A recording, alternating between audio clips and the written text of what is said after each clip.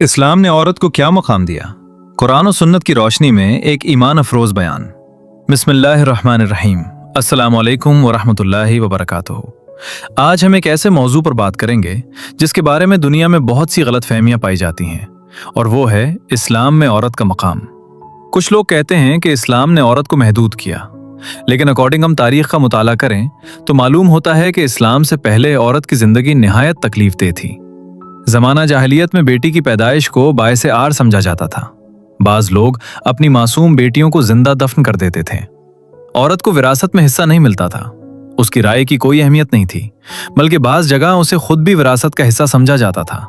अल्लाह ताला ने इस जुल्म का जिक्र करते हुए फरमाया, और जब जिंदा दफन की गई बच्ची से पूछा जाएगा कि उसे किस गुनाह पर कत्ल किया गया था, फिर अल्लाह ताला ने अपने महबूब हजरत मोहम्मद सल्लल्लाहु अलैहि वसल्लम को दुनिया में रहमत बनाकर भेजा, और इस्लाम ने औरत को इज्जत, तहफ़्फ़ुज़ और हुकूक अता किए।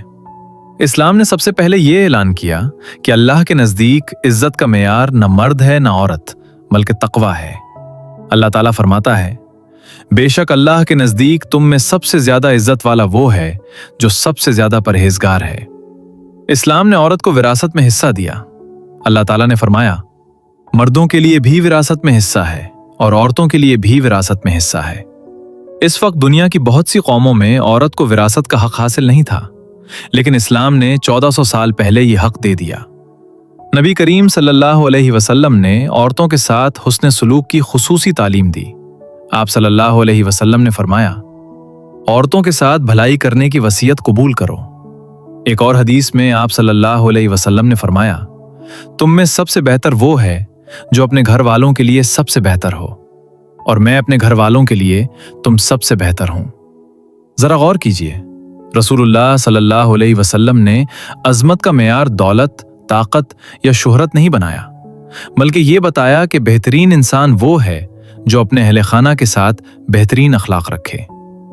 एक शख्स नबी करीम सल्लल्लाहु अलैहि वसल्लम की खिदमत में हाजिर हुआ और अर्ज किया, या रसूलुल्लाह, मेरे हुस्न सलूक का सबसे ज्यादा हकदार कौन है?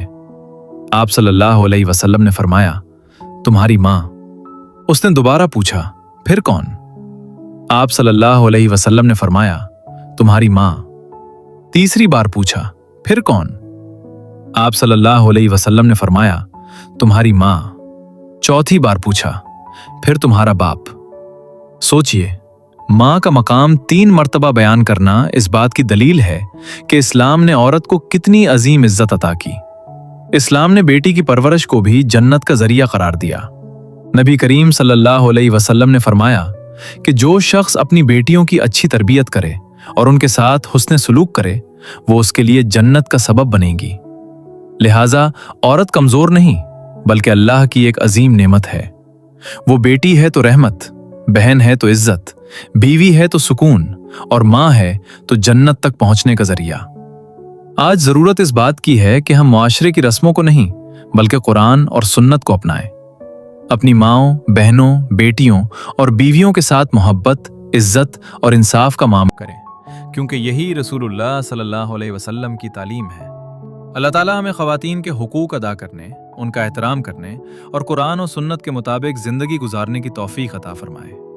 आमीन या रब्बुल आलमीन।